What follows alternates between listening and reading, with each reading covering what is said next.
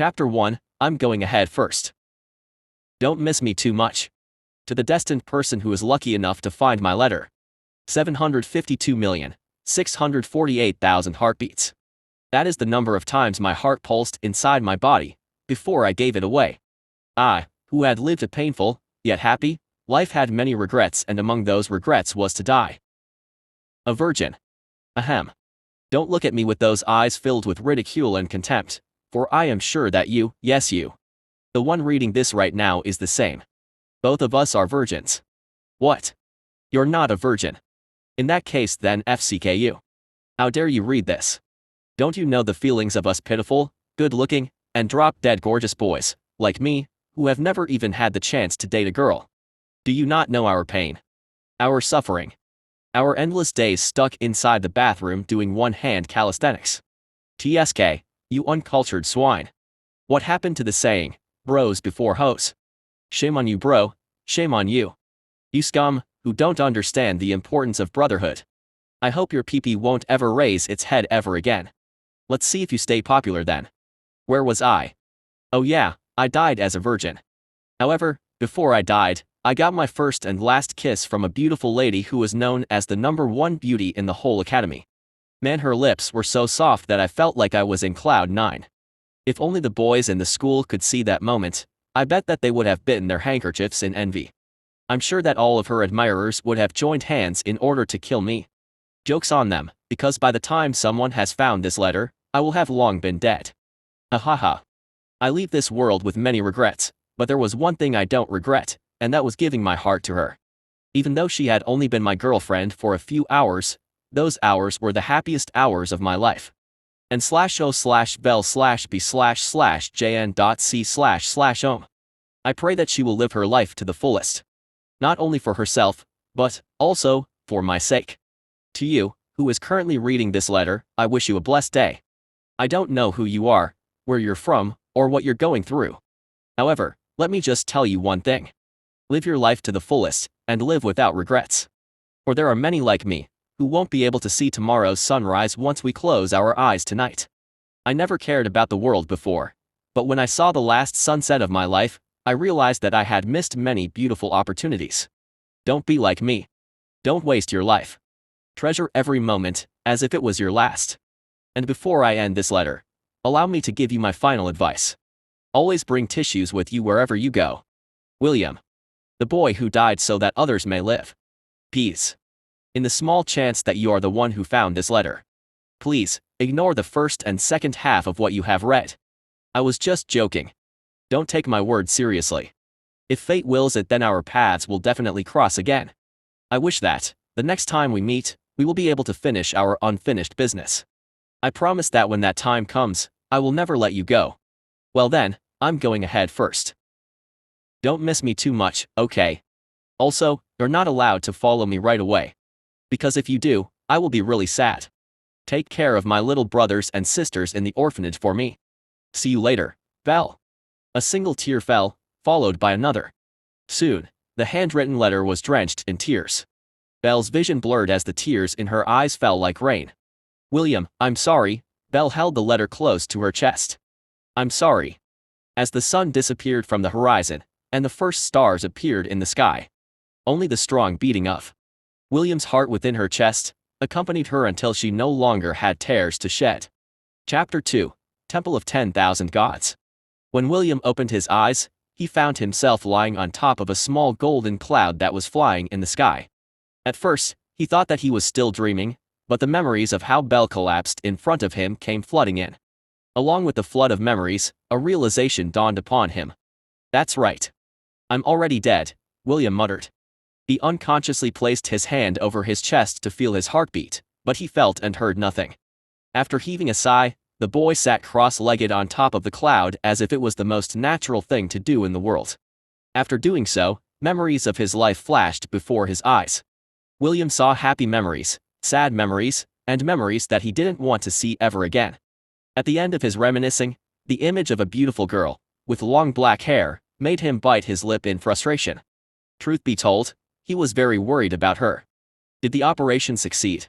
Did the doctors make it in time? Will the hospital director keep his promise? Many questions popped inside his head. However, he knew that there was nothing more that he could do to affect the outcome of the events that had transpired. The reason? He was already dead. There was no use worrying about things that were beyond his control. "I hope you're safe, Belle," William said as he raised his head. A golden portal was shining in front of him, and he knew that his journey had come to an end. He had never believed in God before, for God never did anything for him when he was alive. He also didn't believe in heaven and hell. The only thing he believed in was reincarnation. Perhaps, he was influenced by the countless novels that he had read while staying at the hospital. His only hobby was to read stories about cultivation, kingdom building, slice of life, transmigration, historical romance, and many other themes. If there really is a God, then he'd better prepare himself to get hit by my fist. William narrowed his eyes as he gazed at the golden portal that was getting larger every second. If I find out that he also took Belle, I will beat him up until even his mama doesn't recognize him anymore.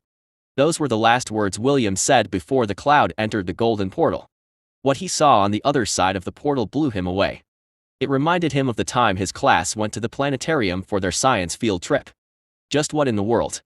William asked absent-mindedly as he stared at the vastness of space. Countless stars, planets, and galaxies could be seen in the distance. Before the teenage boy could even process everything that he was seeing, the cloud sped up and headed towards a giant planet that looked very similar to Earth.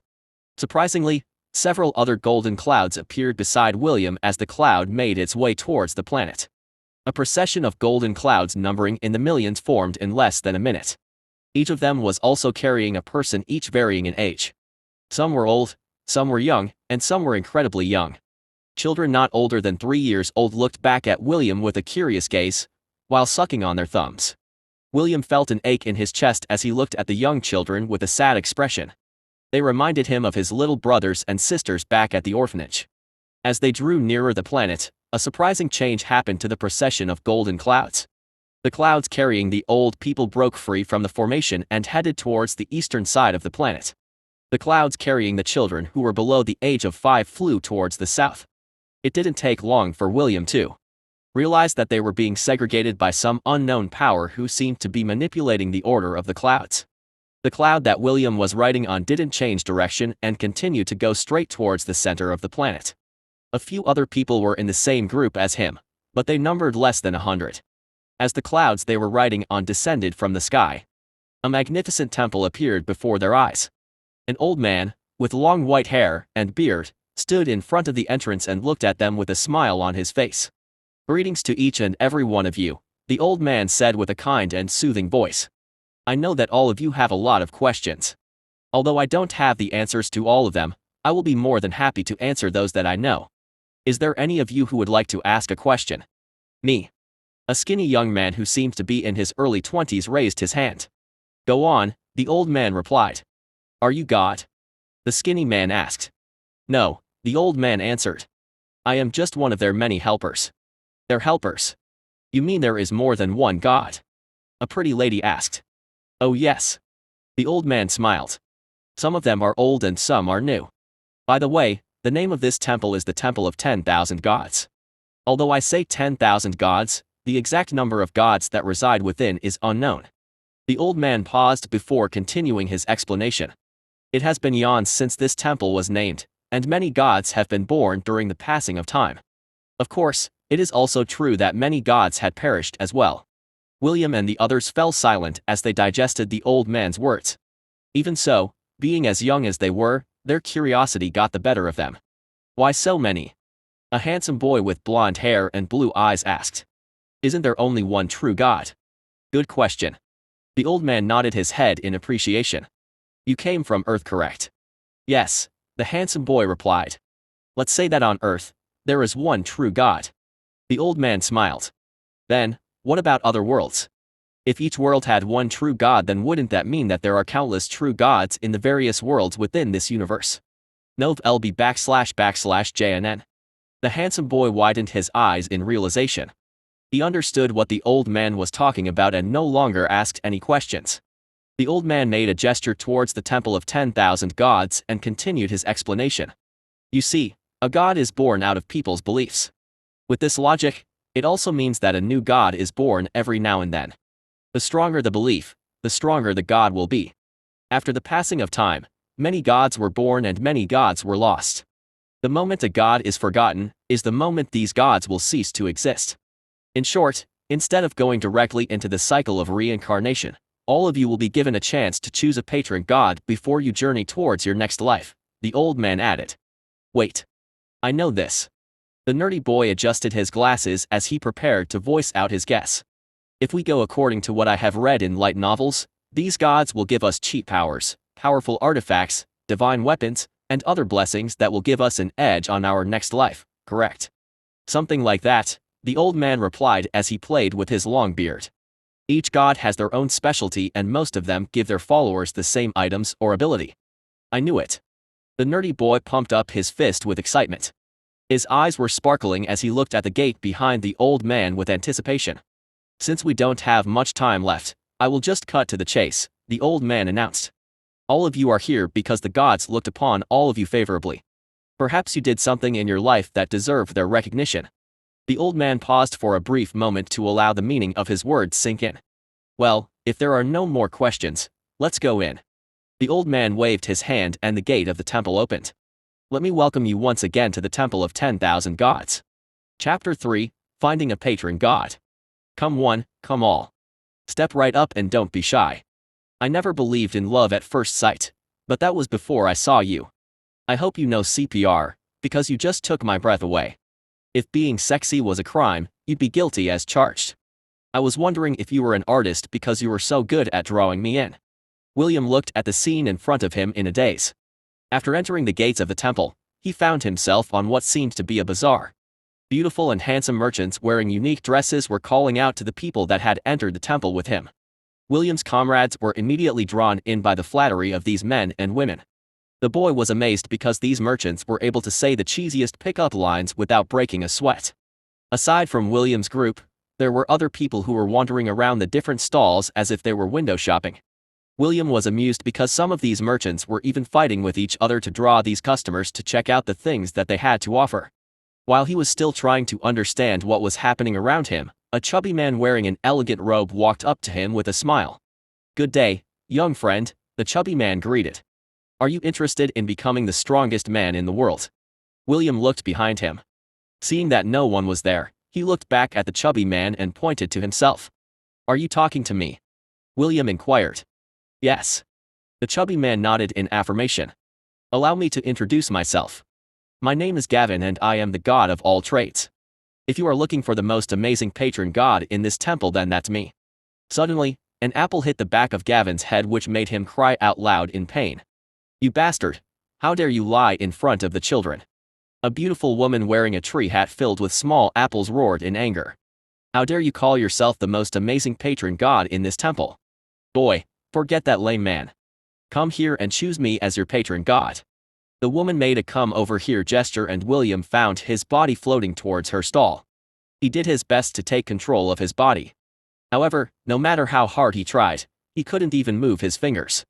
In the end, he resigned himself to his fate and drifted towards the stall of the goddess. My name is Lulu and I am the apple goddess. Lulu patted William's shoulder with a grin. Have you ever heard of the famous saying about apples? An apple a day keeps the doctor away. William answered with uncertainty. You are only half right. Lulu grinned. Hey Lulu. I saw him first. Don't snatch my boy. Gavin charged towards Lulu's stall with a determined expression. The gods inside the temple were all competitors. Every time a batch of chosen ones appeared, all of them would do their best to make them their followers before they reincarnated into their next life. Go away. Lulu screamed, unbefitting of her beauty. She then took one of the little apples on her hat and threw it at Gavin. The little apple grew in size mid-flight until it became as big as a basketball. It hit Gavin squarely in his chest which sent him flying 100 meters away from her stall. You see that, William? Lulu smirked. An apple a day keeps everyone away, if you throw it hard enough. Alright. William answered while slowly backing away from the apple goddess. Don't be like that. Lulu went out of her stall and grabbed William's hand. Why don't we get to know each other first? You know, if you make me your patron god, you will receive a lot of benefits. What kind of benefits? For example, I can give you the power to grow apple trees anywhere. Whether it be a dessert, a frozen tundra underwater, or any place you want to grow an apple. Heck, you can even grow it in your body. That sounds environmentally friendly, William stuttered. I know, right? Lulu smirked. Now, just sign this contract and we're good to go. Lulu produced a contract and a pen out of thin air. She even personally handed the pen to William, shaking hands, and urged him to sign the contract. And /o/bell/b/in.c//ohm. William wasn't willing to sign the contract, but the vice grip on his shoulders were preventing him from running away. Fortunately, Gavin returned and pried Lulu's arm away from William. Boy. Play by the rules. Gavin stood in between William and Lulu. You can't force anyone to sign a contract. Che. I was so close. You bastard, Lulu muttered under her breath. Gavin stood beside William and patted his shoulder. Don't worry, brother. As long as I'm around, no one can force you to sign a contract. Since you just arrived, allow me to be your tour guide. Gavin then gave Lulu the "you have a problem with that" look, which made the apple goddess glare at him. Lulu snorted and returned to her stall, but before doing so, she called out to William and told him that he could always come back to her if he didn't find a god that suited him. Gavin walked side by side with William as they toured the bazaar. He answered William's questions and even corrected some of the boys' misconceptions about gods. There are 3 types of gods, Gavin explained as they walked. The primordial gods, the personification gods, and the new generation gods. The primordial gods consist of the gods that were born when the multiverse was created. You might know them as the god of fire, god of water, earth, wind, lightning, etc. The personification gods are gods born out of emotions and professions. God of fear, god of lust, god of vanity, and god of pride are examples of gods born from emotions. The god of war, the god of blacksmith, god of hunters, god of music, god of art, are gods born out of professions. Gavin paused before continuing his explanation. As for the new generation gods, these are the gods who were just recently born and have very unique traits. Unique traits? William asked. We'll be seeing one of these new generation gods soon, Gavin replied. Do you see that long line of people over there? They are lining up to sign the contract of that new generation god. Seeing William's curiosity, Gavin gave a wry smile and took the boy to see the goddess that was manning the stall. A little girl who seemed no older than 12 years old was shaking hands with a teenage boy with a big smile on her face. Her pink hair, red eyes, and cute lips made her look extremely adorable. Big brother, I love you. The little goddess kissed the boy's cheek. Now, please sign your name over here. The boy happily signed the contract while the people standing in line were shouting slogans like "Flat is justice" and "Lolita no touch." William froze as he looked at the little girl and Gavin. He had a hunch on who the goddess was, but he was not 100% sure. As if reading his thoughts, Gavin nodded his head. This stall belongs to the lowly goddess, Lily. Lowly goddess. Yes. She is a new generation goddess that was born from the beliefs of people with unique taste. William, don't tell me. You are one of these scum, I mean, people with unique tastes. Of course not. William denied with every fiber of his being. As if sensing that they were talking about her, Lily looked at William and Gavin. The cute lowly smiled and waved at William. I'm a simple man, William thought as he waved back.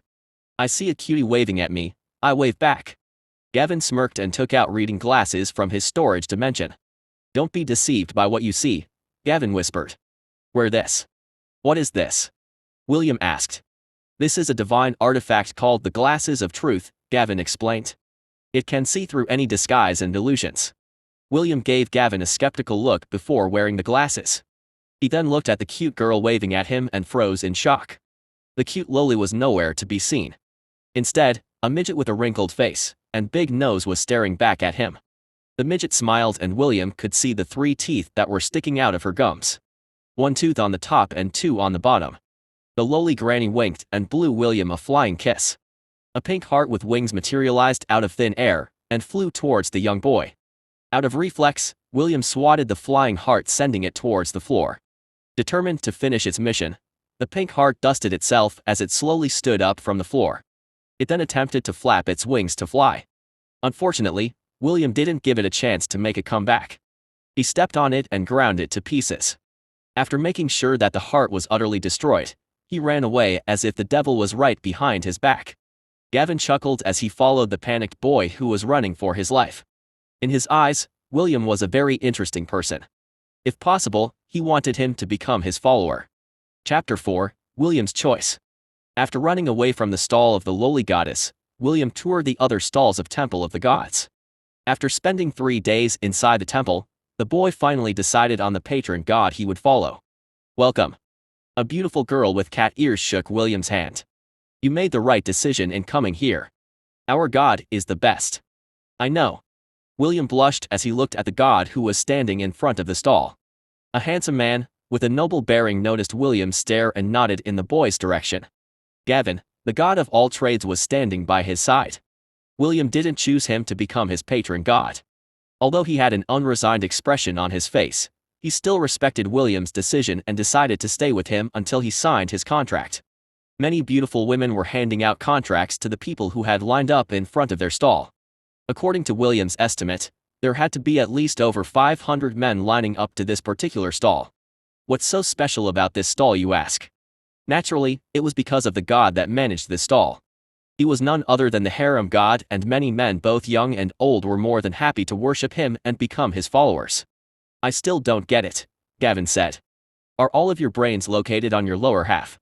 Everyone who was in the queue glared at Gavin in disdain. William, on the other hand, averted his gaze. He had died a virgin. It was one of the things that he had regretted in his past life. If possible, he would like to make up for this shortcoming. This was the main reason why he chose the harem god as his patron god.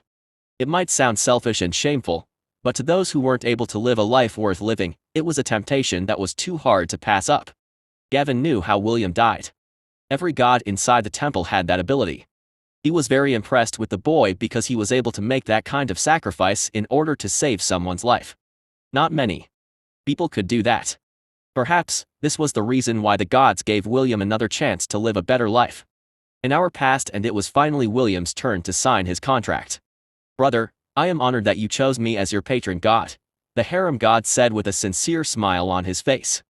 He took a glimpse at William's past and saw the sacrifice that he had made for his little brothers and sisters in the orphanage.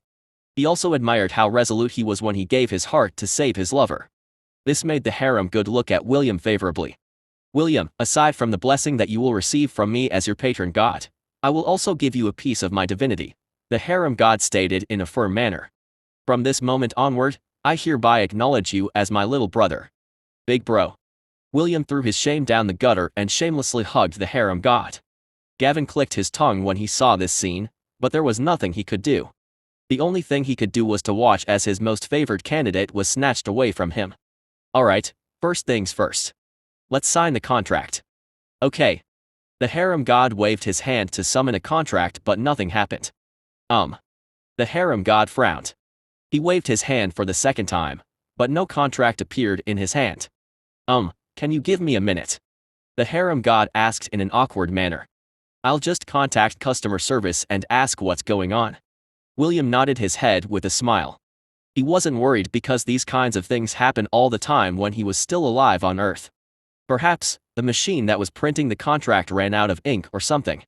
At least, that was what William thought at that time. Hello. This is the harem god. I called because I ran out of contracts, can you please send me more? The harem god explained the situation at hand. Is that so? The harem god frowned. Can't you do something about it? Just one more contract will do. I will not ask for more. And /o/bell/b// in .c//ohm.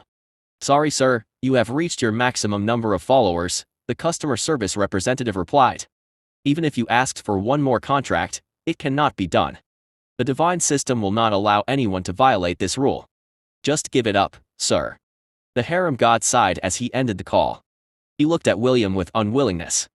Such a good brother and he wasn't able to give him the happiness he deserved. Gavin noticed the change in the harem god's expression and immediately thought of something. Could it be? Gavin thought. He didn't dare voice out his thoughts out loud in the case that he was mistaken.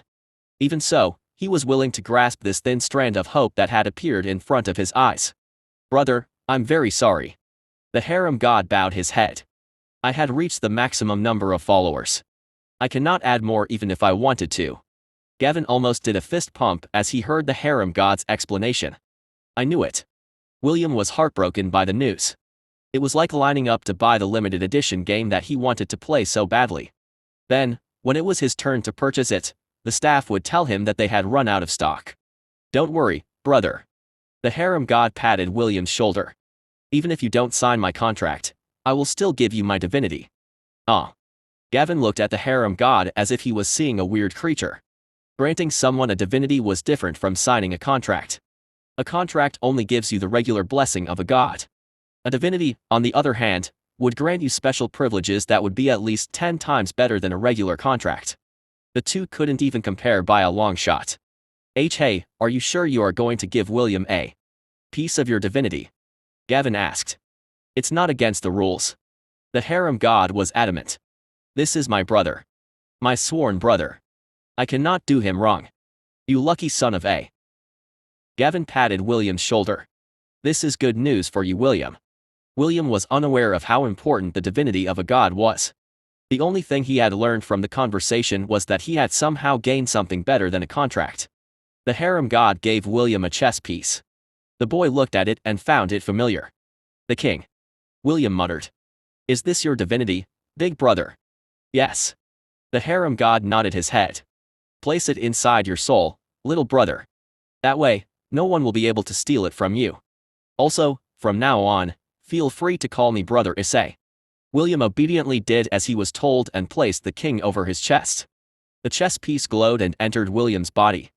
He felt that his soul became stronger, but he still couldn't understand what kind of ability he would gain from the divinity that was given to him.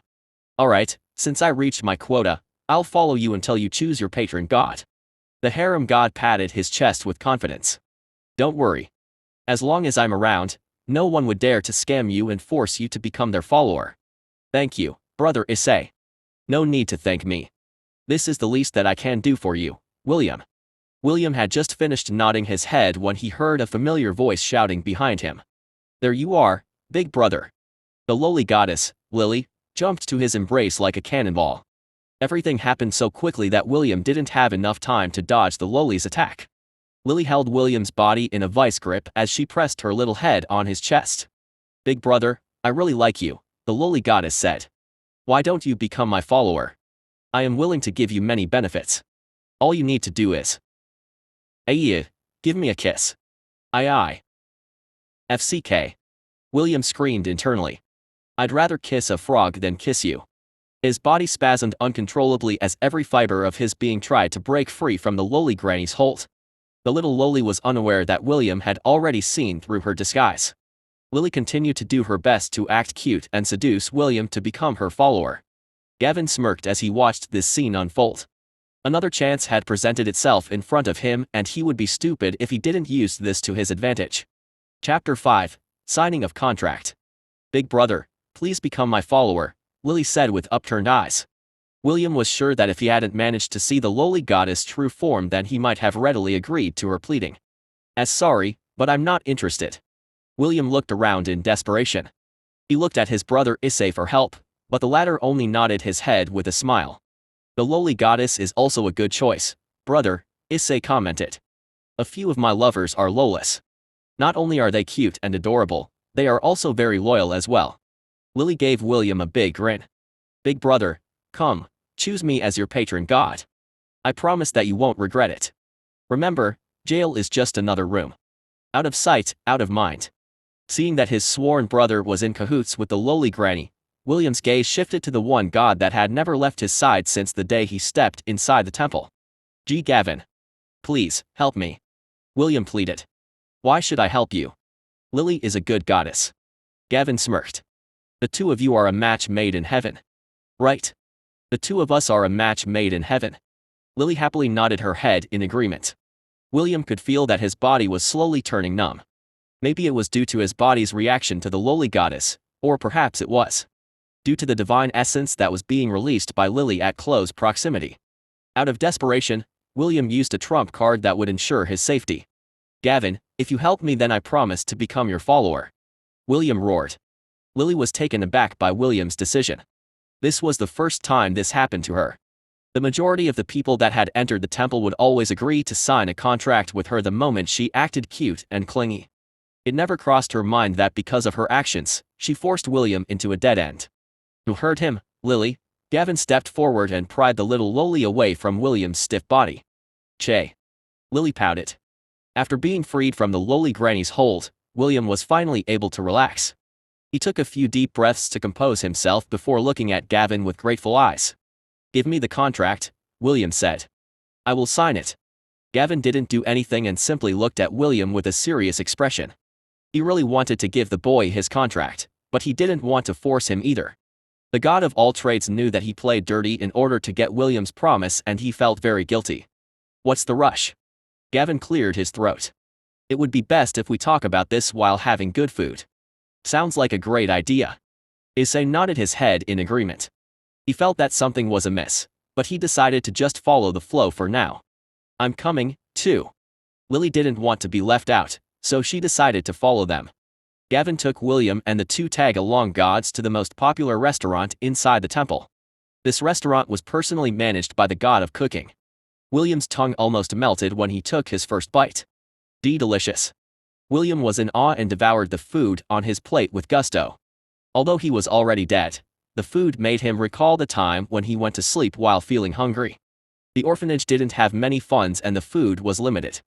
He would often share his meal with his little brother and sister so that they wouldn't feel too hungry.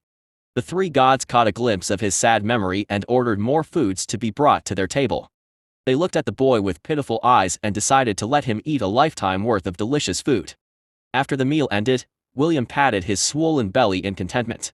That was the best, William said as he closed his eyes in satisfaction. Do you want more? Gavin asked. We could always order more. Thank you, but I'm already full. Alright. If you say so. William glanced around the restaurant. Most of the customers were gods. He deemed that most of the chosen ones had already chosen their patron gods and entered their cycle of reincarnation. Gavin, can you please tell me the duties of a follower? William scratched his cheek sheepishly. I don't really get this stuff. Is there something that I must do in exchange for your blessing? Before that, let me tell you more about me. Gavin decided to come clean.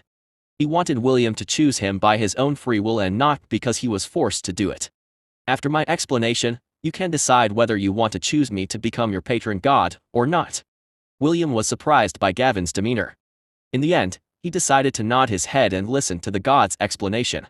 Seeing that William was giving him his full attention, Gavin started his explanation. As you may already know, my slogan is Jack of all trades, master of none.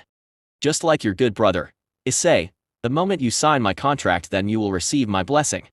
My blessing works like this, you will have a 20% increase in the experience that you will gain when you increase the level of your job class. Job. Class. Just like in games. William asked. He had played RPGs before and he was quite familiar with the leveling concept. The boy had also read plenty of novels in regards to cultivation and virtual games, so it was easy for him to understand Gavin's explanation. Yes. That is the first benefit of becoming my follower. Gavin nodded his head in confirmation. The second benefit is that you will get an extra skill point whenever your job class levels up. Isn't that amazing? It is indeed amazing. However, I have one question. And that is, will your blessing apply to the world I am going to live in? I doubt that your blessing will be useful if I was reincarnated on Earth. After all, there are no monsters on Earth. You can't gain experience from killing monsters. And /o/bel/b// in.c//ohm. Who said you only gain experience when killing monsters? Gavin asked back with a knowing smile.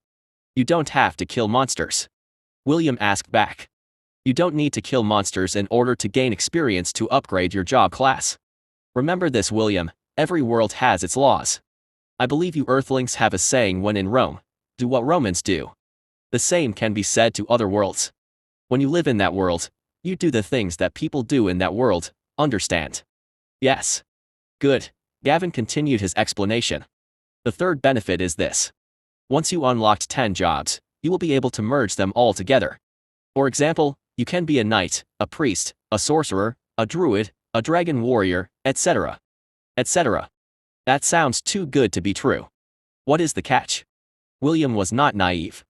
If everyone could have this overpowered ability, then Gavin wouldn't be this desperate to make him his follower.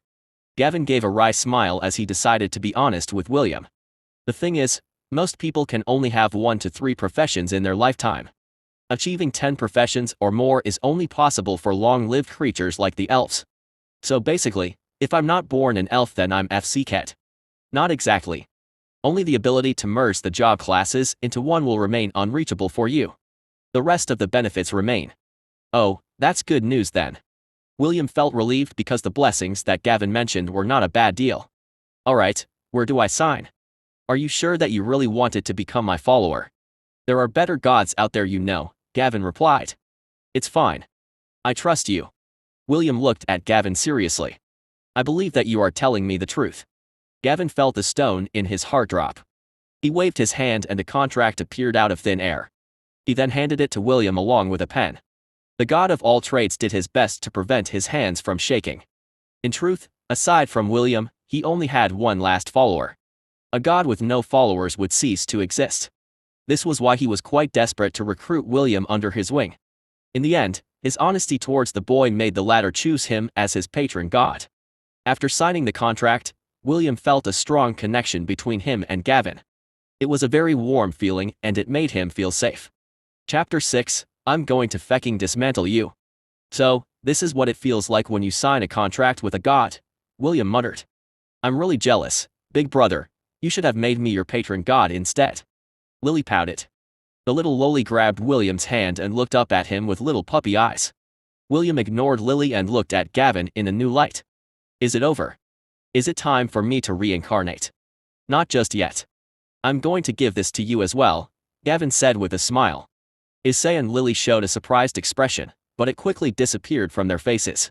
Both of them had recognized what Gavin's gift was, and it made them nod their heads in appreciation. What is this? William asked. He eyed the object that Gavin had given him. Its width and length were only 2 centimeters at most. Somehow, it looked very familiar. The boy was sure that he had seen this object back on Earth.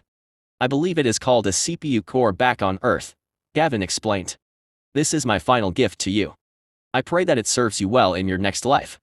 Thank you, William replied. He was very grateful because he could tell that Gavin gave him something very precious. Although he didn't know what the CPU core was capable of, he had a feeling that it would play an important role in his rebirth. My turn. Lily raised her hand and handed William a lollipop. Big brother, this is a gift from Lily. Please, don't refuse. Hey, Lily, what do you think you're doing? Gavin glared at the little loli. William is now my follower. Stop making your moves on him. I know that he is your follower, but so what? Lily snorted. I'm not breaking any rules. Lily is right. Issei, who was watching from the side, grinned. She is not breaking any rules. Little brother, you should gratefully accept Lily's gift. It's not every day that she takes a liking to someone who is not her follower. All right. William gratefully accepted Lily's lollipop, which made the smile on the loli's face widen. Fortunately, he was not wearing the glasses of truth. If he was, he might have already backed away in fright. Gavin sighed, but didn't pursue the matter. Thank you, Lily. Why thank me? I gave it to Big Brother because I like him. Lily snorted. I didn't do it for you. Don't get the wrong idea, Baka. The CPU core and the lollipop floated in the air and shot towards William's chest. A surge of divine energy permeated his soul and it made him feel lightheaded. After 10 minutes, William finally regained his composure. He once again thanked Gavin, Issei, and Lily for the gifts they had given him. After finishing their meal, they took William to the Cycle of Reincarnation. The Cycle of Reincarnation was a place where countless portals, linked to different worlds, hovered in the starry sky.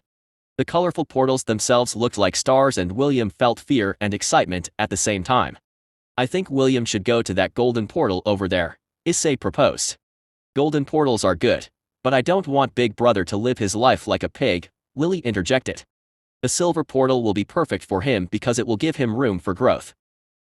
Can you tell me more about the portals? William asked. Since it was related to his rebirth, he wanted to know more about the differences between the different portals. No, the 3 gods replied firmly. We are not allowed to divulge any information relating to the portals. William may not be very smart, But he understood that Issei and Lily had already given him some hints on what portals were the best. Gavin stood by his side and waited for him to choose a world where he would be born. While he was pondering his decision, the golden portal in front of him glowed. An old man, wearing white robes and carrying a wooden staff, appeared before him. Gavin. Issei. Lily. The old man was surprised to see his acquaintances in the cycle of reincarnation. Are all of you here to wait for my return? Sorry, but I didn't bring any souvenirs with me. As if, old man. Lily raised her small fist. We're here to send off William and not to welcome your return. The old man looked slightly disappointed. However, his expression changed when he looked at William. Oh, this is pretty interesting. Ah. Marvelous. The old man moved closer and eyed William up and down. For a soul to receive so many. Divinmumph. Gavin and Issei covered the old man's mouth and dragged him away. Lily, on the other hand, engaged William in idle chatter. The three gods had unanimously agreed that William should remain clueless for the time being. Old man, you better not say anything. Issei glared. This is a secret. If the other gods found out about this, there is going to be a riot. Shut your trap, old man, Gavin pleaded. This is my last chance to get a follower, don't make me beat you up. Fine, you little brats. The old man agreed, but a mischievous smile appeared on his face. However, let me join as well. This looks fun. Besides, that boy seemed tailor-made to become my disciple. Wait, old man, are you for real? You plan to make William your disciple? Why not? It's not against the rules, right? Besides, this is also beneficial for you, Gavin. Gavin frowned.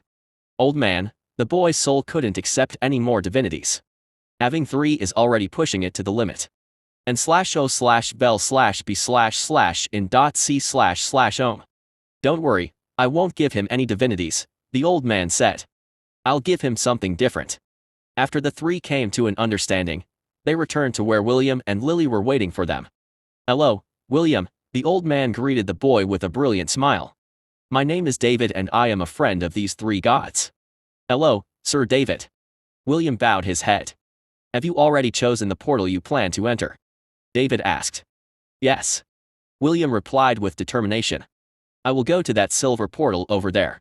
William pointed at a silver portal that was dispersing rainbow lights from its center. That world. Not bad. It's a very good choice. David nodded his head in agreement. Well, since the 2 of us met, then it must be fate. Let me give you a souvenir before you leave this place. David handed William the wooden staff that he was holding. Take this with you. But Gramps, this is your walking stick, right?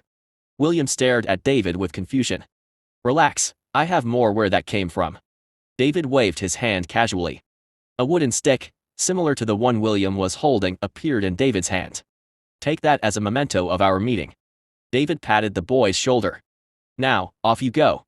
William's body floated in the air and flew towards the portal. However, he stopped midway and looked back to the 4 gods who had made his stay in the Temple of the Gods memorable. Thank you, everyone. William bowed respectfully. I'll do my best in my next life. William, before you go, please listen carefully, Gavin said. As you set off on your new journey, remember that the journey itself has meaning. The sunrise, the sunset, and the beauty of the world around you, embrace them all and live your life to the fullest. Thank you. I will. William waved his hand one last time and faced the portal in front of him. Suddenly, a truck emerged from the portal right next to the silver portal that William was planning to enter. With a loud crash, the truck hit William and sent him spiraling towards a red portal in the distance. In a span of a few seconds, William's soul entered the portal, leaving the 4 gods frozen in place. Gavin, Issei, Lily, David. FCK. The truck finally stopped and transformed into a 10-meter tall robot. Did I just hit someone? Truck-kun. I'm going to FC King dismantle you. Gavin roared in anger. Chapter 7, William von Ainsworth. What's taking it so long? An elf who seemed to be in his early 30s paced back and forth outside the room. Like all elves, he was very good looking. However, that handsome face of his was masked with anxiety. Giving birth takes time, a beautiful elf replied. Stop walking around, you are making me nervous as. Well, I'm worried about our daughter, the handsome elf replied. What if something happens to her and the child? What should we do, Aaron? Nothing will happen, Theoden. Aaron glared at her husband in annoyance. Get a grip, will you? Just look at Morgan. See? He's pretty calm. Theoden glanced at the red-head man who was leaning on the wall at the corner of the room. He had his arms crossed over his chest and he was standing still like a statue. His eyes were closed and seemed to be resting. The handsome elf finally calmed down and sat beside his wife. Both elves held each other's hands and prayed to their gods to keep their daughter and her child safe from harm. Inside the delivery room. My lady, I can see the baby's head, the midwife said with excitement. Just a little bit more. Just one more push. The beautiful lady lying on the bed gave a guttural grunt as she obeyed the midwife's pleading. Her long blonde hair stuck to her skin, and her emerald green eyes were tinged with fatigue. She had been in labor for more than 3 hours and was already feeling very weak. Only her unwavering determination to see her child kept her sanity from losing control. After much hardship, the baby was finally born to the world. The midwife held the newborn baby in her hands. She checked its gender and was about to congratulate her lady for giving birth to a boy when she noticed that something was amiss. After giving it much thought, the midwife realized that the baby didn't cry when it was born. A frown appeared on her face as she used magic to clean up the baby's body. She paid close attention to the baby's breathing and its heartbeat. For a brief moment, the midwife thought that the baby had immediately died after it was born. She had seen such cases before and it made her very anxious. Fortunately, she noticed the newborn's chest rise, which was a clear indication that he had started breathing. However, the baby's breathing was very slow and labored. What's wrong? The beautiful lady who had just given birth asked. Did something happen to my baby? Her question brought the midwife out of her daze. She hastily presented the baby to his mother and congratulated her. Congratulations, my lady. It's a boy, the midwife said. However, the baby is very weak and I'm afraid. The beautiful lady ignored the midwife and held her newborn son close to her bosom. All the exhaustion she had felt during her labor were washed away by the happiness she was feeling at that moment. You look like a little caterpillar, the beautiful lady teased her son as a tear slid down the side of her face. She caressed the baby's cheek softly and channeled her magic to her hands. Heal. Cure. And /o/bel/b/jn.c//om. After casting 2 consecutive spells, the baby finally moved and started to cry. The 2 elves who were waiting outside the room glanced at each other. Erin cried and buried her head on her husband's embrace. Although she kept on telling her husband that everything was going to be fine, she herself was feeling anxious. The red-head man who was leaning on the wall finally opened his eyes. He breathed a sigh of relief as he looked at the ceiling of the room. His gray eyes were tinged with happiness and sorrow. Happiness because his brother's child had been born. Sorrow, because the child would never get to see his father in this lifetime. My lady, your child is very tenacious. The midwife smiled as she looked at the child. I really thought that he wouldn't be able to make it. The beautiful lady kissed her baby and smiled. Are you saying that he has a strong will to live? Exactly. The midwife nodded her head in agreement. Will. The beautiful lady muttered. From now on, your name will be William. William von Ainsworth. The beautiful lady looked at her son lovingly. Grow big and strong, just like your father. Suddenly, the door sprang open and the 2 elves entered the room. Theoden immediately checked his daughter's condition. His heart ached when he saw the exhaustion on his daughter's face. However, he could also sense happiness and pride inside her beautiful exterior. Erin went to her daughter's side and kissed her cheeks. Congratulations, Arwen. Thank you, mother, Arwen replied with a faint smile. Seeing the mother and daughter pair, the handsome elf felt left out and decided to scrutinize the baby who was nestled in his daughter's embrace. Why is this child so quiet? Theoden asked. Are human babies that weak? What are you talking about? He's not a human child. He's a half-elf, Erin corrected her husband. Father, my baby is not weak. Arwen pouted. He's strong. If not, then he wouldn't have been born in this world. Theoden frowned, but knew better than to argue with his wife and daughter. After checking their daughter and the baby, the 2 elves left the room in order to let the mother and child have some quality time with each other. After all, they had to part sooner or later. Arwen unbuttoned her dress and gently guided her son's lips to her breast.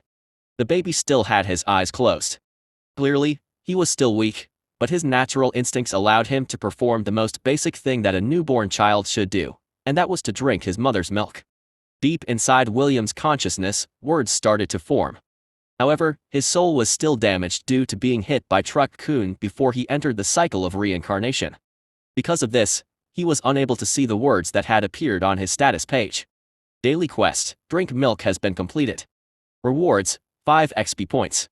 Current XP, 5/100. Name, William Vaughn Ainsworth.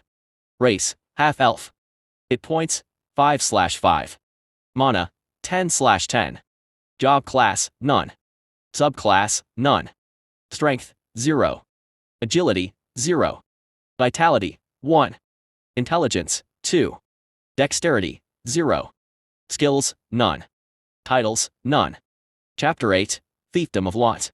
Please, promise me that you will look after him, Arwen said as she held William in a loving embrace. Tears fell freely from her eyes because she couldn't bear parting with her son. However, in order to keep him safe, she had no choice but to let him go to where the humans lived. Theoden and Aaron were also feeling depressed because their first grandson was going away. If not for the responsibilities that had been passed on to their lineage, they might have done everything in their power to keep William by their side. I can't promise you that, Morgan replied in a firm manner. You know that if he stayed by my side, he would live a life filled with danger. However, don't worry. I will bring him to my hometown. My brother and his wife are already waiting for his arrival. I'm sure that they will keep him safe and happy. Arwen's lips quivered as she held on to her baby. William was still sleeping and was unaware that he would be separated from his mother. He had only been in this new world for 2 weeks and still hadn't opened his eyes in all that time.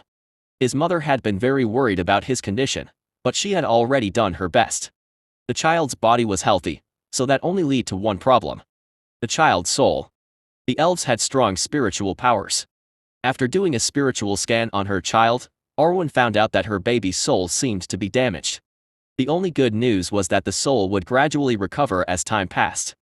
Arwen believed that it would only take a month or 2, at the very least, before William's soul fully recovered. Unfortunately, William missed the chance to see his beautiful mother before he was taken away. My lady, it would be dangerous to delay this any longer, Arwen's maiden protector, Sheila, reminded. The Temple of Life is doing their best to stall the Elven Council, but their search has expanded to this part of the continent as well. I'm afraid, it is only a matter of time before they find us. Arwen gave William a kiss on the lips before handing him over to Morgan. She then cast a protection spell that would put her baby into a state where time stood still. Only when Morgan reached his homeland would the spell be lifted. Do you want to give him anything before I go? Morgan asked. It will take many years before the two of you see each other again. Nov LB //JNN. I already left him a memento, Arwen answered as her gaze landed on the necklace that she had given her son. At the center of the necklace was a black ring. It was the ring that belonged to William's deceased father, and Morgan's twin brother, Maxwell. Morgan gazed at the familiar ring lying quietly on the baby's chest and nodded his head. He bid his final goodbye to Arwen and her parents before walking towards his mount. The 7-meter-tall manticore lowered its massive body and allowed Morgan to sit on its back. This creature had the body of a lion, the tail of a scorpion, and the wings of a dragon.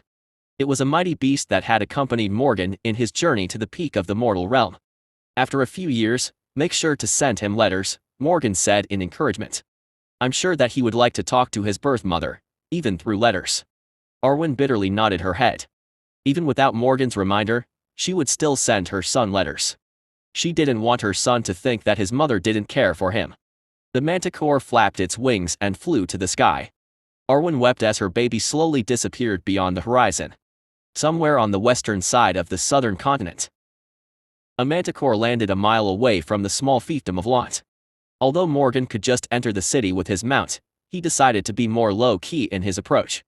He had been exiled from the Helen Kingdom many years ago. But, if he wanted to return to his homeland, no one, not even the Blood Iron King, could stop him. The royal family, as well as the nobility, hated and feared him. In order to let his family live in peace, he decided to leave the kingdom and wander the continent. Remember, don't hunt indiscriminately. Morgan patted his manticore and gave it a stern reminder. The manticore gave a low growl of acknowledgement before it ran into the depths of the forest. Morgan shook his head helplessly as he walked on foot towards his brother's estate, located at the back of the city. No one saw him enter the city. Not the guards who were manning the gates, nor the patrols that were making their rounds. In less than half an hour, Morgan stood in front of a 3-story manor. This was the house where he and his brothers played around during their childhood. It had been almost 4 years since his last visit. "You sure took your time, big brother." The main door of the manor opened and a man who was in his late 20s greeted him with a smile. "It had been a while," Morgan replied with a stiff smile. "Mordred?" "4 years," Mordred snorted. "You should come back home more often. Also, don't use that lame excuse that you are exiled and you can't come home to visit. Who are you kidding? Why are you boys talking outside?" A beautiful woman with dark brown hair appeared behind Mordred. "Morgan, nice to see you again. Come inside, I prepared your favorite dishes." "You haven't changed, Anna," Morgan greeted. "You're still as beautiful as ever. Enough with your sweet talk, give me the baby." Anna happily walked towards Morgan to take a look at the baby in his arms.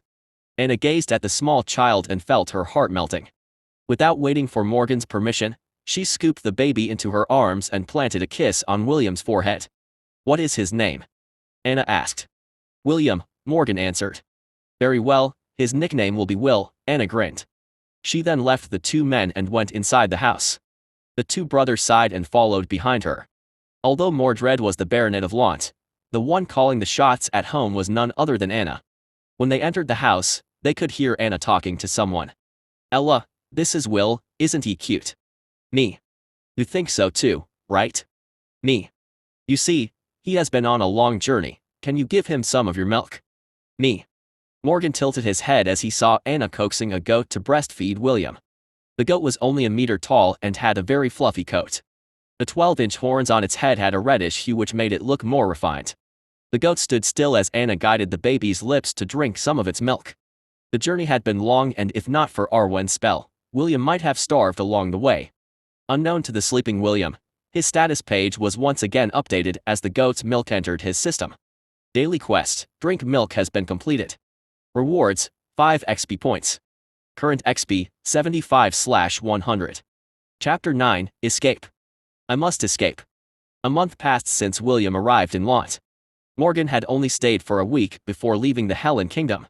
Anna sat on a chair while knitting clothes for her eldest son, Matthew. William was lying on a thick carpet beside her accompanied by the Angorian goat, Ella.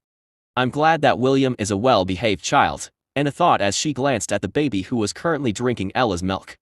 Little did she know that this well-behaved child was busy planning for his future. 5 days after William arrived in Lant, the small baby finally gained enough experience points to level up. This trigger prompted William's soul to have a complete recovery and allowed him to regain consciousness. At first, William was confused. For a brief moment after waking up, he thought that he was born as a goat. He almost panicked and cried out. Fortunately, his mouth was firmly sucking the goat's udders which prevented him from making a scene. It didn't take long before he calmed down and started to observe his surroundings. After a few days, he was finally able to get a gist of the current situation and put his mind at ease. Daily quest, drink milk has been completed. And /o/bell/b//in.c//ohm. Rewards, 5 XP points. Current XP, 125/200. After having his fill, William softly patted his mama Ella to tell her that he was done drinking her milk. "Io. Mama, thank you." "Me. Io. Can we go outside?" The goat lightly shook its head and licked William's forehead. Seeing that it was impossible to convince his mama to take a stroll outside the house, William just focused on the things that he could do and that was to check his status page. Io. Status. Name, William Vaughn Ainsworth. Race, half-elf. Hit points, 5/5. Mana, 10/10. Job class, none. Subclass, none. Strength, 0. Agility, 0. Vitality, 1. Intelligence, 2. Dexterity, 0. Skills, none. Titles, none. Available stat points, 6. Available skill points, 0. I wonder how I can get a job class. William thought. Still, according to the light novels I read, magicians are treated in high regard. Should I go for the magician route and put all my stats to int? Suddenly, William remembered another story that he had read while he was still alive. If I choose to become a magician, then I might be called a genius. William mused. I can't let that happen. Geniuses are treated as stepping stones by the protagonists. I need to remain low-key and surprise them when they least expect it. This is the common template for successful reincarnators and transmigrators. After careful thought, William decided to hold his stat points for now and just use them in the future. He believed that as long as he played his cards right, he would be a winner in life. A year passed as William lived the life of a baby. Although his life revolved around sleeping, pooping, talking to his mama Ella, and drinking milk, the boy who had only lived for 18 years in his past life was looking forward to a bright future. In that 1 year of drinking milk, William had gained 4 levels. Name: William Vaughn Ainsworth. Race: half-elf. Hit points: 10/10. Mana: 15/15. Job class: none. Subclass: none. Strength: 0. Agility: 0+1. Vitality: 1+1. Intelligence: 2+1. Dexterity: 0. Skills: none. Titles: none. Available stat points: 12. Available skill points: 0. Current XP: 184/1366. I gained a few stat points for free as my body grows older. William burped. Perhaps this is also one of Gavin's blessings. Still, I wish I could find a way to get more experience points and get a job class. The day passed like every other day inside the Ainsworth Manor. After dinner, Anna carried William to their bedroom. Ella followed behind her. The moment William entered the Ainsworth household, Ella treated him like her own child. You can even say that she was William's second mother in this world. Wherever William went, the Angorian goat followed. The couple made a comfortable place for Ella and William at the corner of the room. The baby and his mama goat laid on top of thick and comfortable carpets. Ella liked to keep William close to her, and not even Anna and Mordred could take William away from her without her permission. Around midnight, William suddenly woke up from his slumber. He could feel something warm on his chest, so he decided to investigate. His small hands picked up the source of that warm feeling and looked at it closely. The black ring hanging on his necklace glowed in the darkness. What's going on? William thought as he observed the glowing ring in his hand. The ring is getting warmer. Suddenly, William was almost blinded by a brilliant flash of light that came from the ring. When the light faded, the baby William found himself in an unfamiliar place. The air smelt damp, and it made him feel uncomfortable. William crawled on all fours and scanned his surroundings. The ground was coarse and stone walls lined both sides. On the ceiling hung small stalactites, which made him realize that he was no longer inside his Uncle Mordred's and Aunt Anna's bedroom. William was a half-elf, which gave him dark vision. Even in the dark, he would be able to see things clearly. What the hell? William's body shivered as he saw 3 creatures slowly approaching him from the front. They had dark green skin and uttering guttural sounds that were hard to decipher. The 3 creatures were a meter tall and wearing only rags on their lower half. Even so, William didn't need to be a language expert to know what they were and what they were thinking. Goblins. William wanted to run away, but he was just a year-old baby that just learned how to crawl. Escape. I must escape. He tried to move his body, but he was frozen in place due to fear. Crush Shaka. Shaka Rak 2. Dido. The 3 goblins rushed towards William while waving the clubs in their hands. You wa. William cried out loud. And no. Stay away. Mama. The goblins struck down on the crying child with their clubs without a shred of mercy. This was not the first time that they had seen a human child. In their eyes, this little creature was only good as food for their young. Me. An Angorian goat charged at the 3 goblins in fury. Its red horns glistened in a reddish hue and pierced the chest of one of the goblins. It then delivered a kick to the other goblin, sending it slamming towards the wall. Unfortunately, the 3rd goblin reacted in time and evaded. It then performed a counter-attack and slammed its wooden club at the Angorian goat's back. Me. Ella bleated in pain, and the goblin took that opportunity to rain down more blows on its body. The goblin that was pierced to the chest by Ella's horn was still alive, and it propped itself up while holding its chest. The other goblin who was slammed on the wall joined its comrade in bashing the goat in a mad frenzy. Blood spilled out of Ella's mouth as the club hit the side of her face. You wa. Mama. William cried. He could only watch helplessly as the 3 goblins bashed his mama to death with their clubs. After taking too many beatings, Ella finally dropped down on the ground. Me. The goat called out to William as if telling him to run away. You wa. Mama. William saw his mama Ella's fur stained in blood. The side of her face was also bloody, and 2 of her legs seemed to be broken. The Angorian goat struggled to get up, but the goblin kicked it out of anger. While the 2 goblins took turns in kicking the fallen goat, the 3rd goblin who had been pierced in the chest by Ella's horn had approached William during the commotion. It didn't take long before the crying William saw the goblin by his side. Cruh. The goblin screamed and struck down. He wanted to kill the human baby so badly in order to vent out the anger it was feeling. William could only watch as the wooden club descended upon him. A cry of pain followed the strike and the ground was stained in fresh blood as the wooden weapon hit its target with a vengeance. Chapter 10, Time to Fight Back. Daiwa. The goblin was sent flying a few meters away from William's location. The blood on its chest gushed forth and stained the ground in a greenish hue. 2 more shrieks filled with pain followed suit. The 2 goblins who had been bashing the Angorian goat were also sent flying a few meters away from the fallen beast. All 3 goblins lost consciousness, which made the surroundings very quiet. William snapped out of his daze and hurriedly crawled towards his mama Ella. He didn't even glance at the floating wooden staff in the air that saved his and his mama's life. Ya. Ya. Mama. Mama. William hugged Ella's bloody head and cried. Me. Ella bleated. Blood was spilling at the side of her face and her eyes. Sensing that William was beside her, she licked the baby's cheeks before lowering her head to the ground.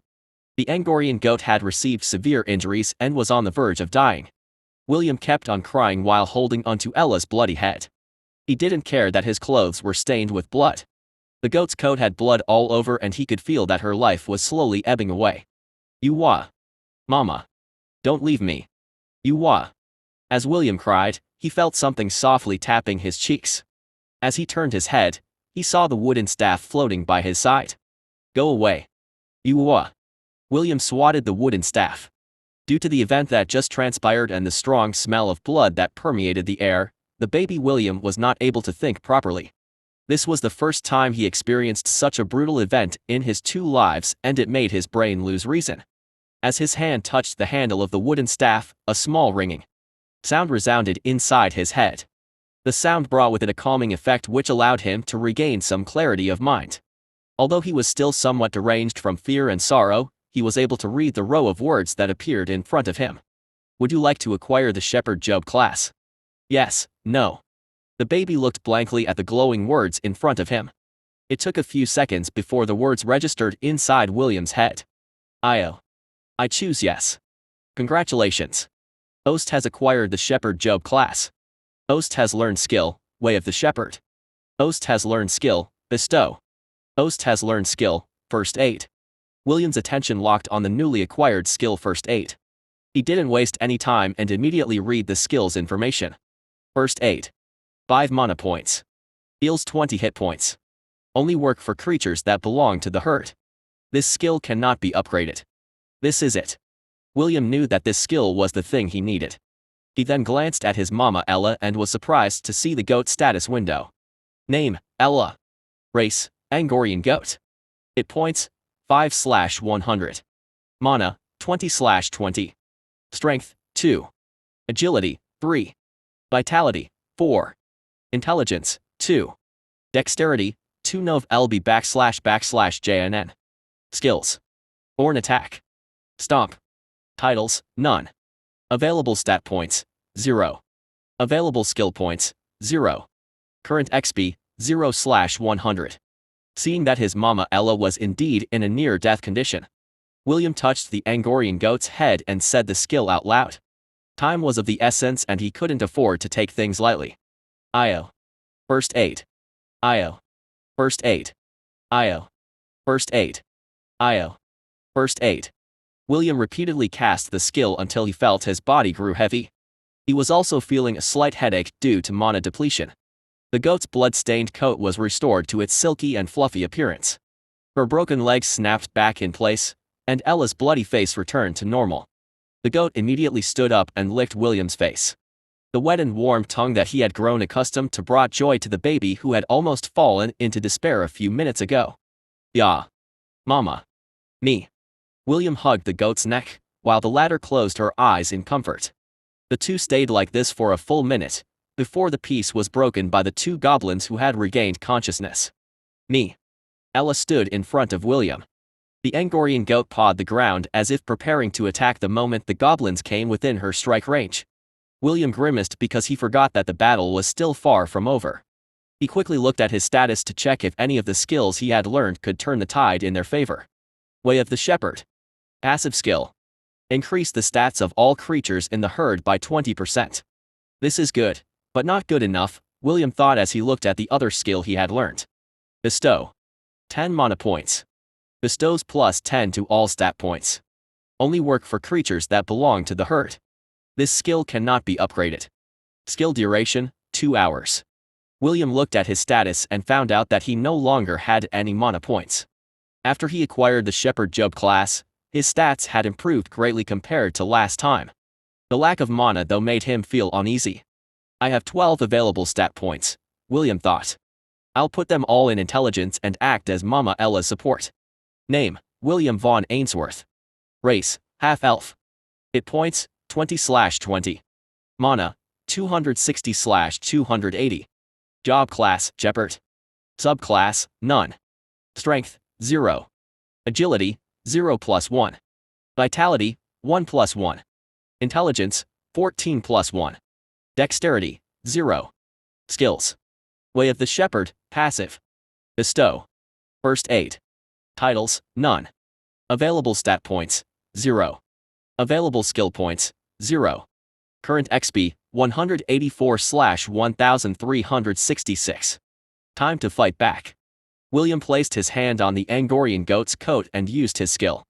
Io. Bestow. Ella's body glowed and grew larger. Normally, her height was only a meter tall.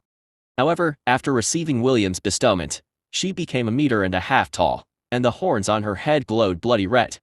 Although it still looked like a docile and harmless goat, its physical prowess had grown exponentially. Me. Ella bleated and charged towards the two goblins. Aside from gaining additional strength, it also became more intelligent. It knew that in order to protect William, it must take the initiative and deal with the two goblins as soon as possible. The goblins bellowed and charged at the goat with their wooden clubs held high. They were not afraid of human livestocks. Since they had already defeated it once, they could easily defeat it again.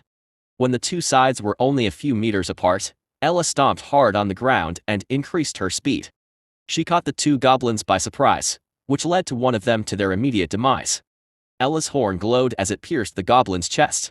This time, the horns penetrated the goblin's skin and tore towards the heart like a hot knife through butter. The goblin was only able to voice out a guttural death cry before it fell dead on the ground. Gained XP points, 60. After killing the first goblin, the Angorian goat pressed both of its front hooves firmly on the ground as it used its hind legs to deliver a powerful kick aimed towards the second goblin's head. A cracking sound echoed in the cave as Ella's hooves shattered the goblin's skull. The second goblin shrieked in pain before falling down. The Angorian goat then raised its hooves and stomped on the goblin's face with bloodshot eyes. Gained XP points, 60. This was the goblin who had struck her body repeatedly, and Ella was hell-bent to smash its face to a pulp. After two hate-filled stomps, the goblin's face caved in, almost turning into meat paste. Ella grunted before turning her attention to the last goblin that had attempted to hit William with a wooden club. Although she hated the goblin who had beaten her up until she was near death, her hate for the goblin who tried to kill William had reached the extreme. The Angorian goat trotted towards the goblin. Ella knew that it was only playing dead, so that it would be left alone. Unfortunately, it had touched her reverse scale. William and Ella had no intention of keeping the bastard alive. As if sensing that death was at hand, the goblin sprang to its feet and ran away in fear. It didn't care about the blood that was gushing out of its chest. The goblin knew that staying would only lead to its death. William watched the goblin while his hand moved to the space in front of him. After killing the two goblins, the Angorian goat had increased its job level. Since Ella was registered as part of William's herd, he had the ability to distribute her stat and skill points. One of the skills that had been unlocked after Ella gained a level was an attack skill called Quick Attack. It allowed the creature to increase its speed exponentially to deliver a blow to its enemy. William didn't hesitate and chose the skill. He didn't want to let the goblin escape because it might call for reinforcements. Io. Mama. Use Quick Attack. The Angorian goat stomped on the ground and charged towards the fleeing goblin like an arrow in flight. A miserable shriek echoed inside the cave as Ella's bloody horns pierced through its back, impaling its heart. Gained XP points, 60. After making sure that the goblin was indeed dead, Ella returned to William's side and licked his cheeks. Not long after, the goblins turned into particles of light and disappeared. William was very happy that he was able to survive such a dangerous ordeal. He hugged his mama Ella's neck as the adrenaline rush started to disappear from his system. Io. Let's go back. Mama. Me. William touched the ring that was hanging on his neck. After gaining his job class, the appraisal skill was also unlocked. Because of this, he was able to learn the ring's special functions. With a brilliant flash of light, the baby and the goat disappeared from that dark and damp cave and returned to Mordred's and Anna's bedroom.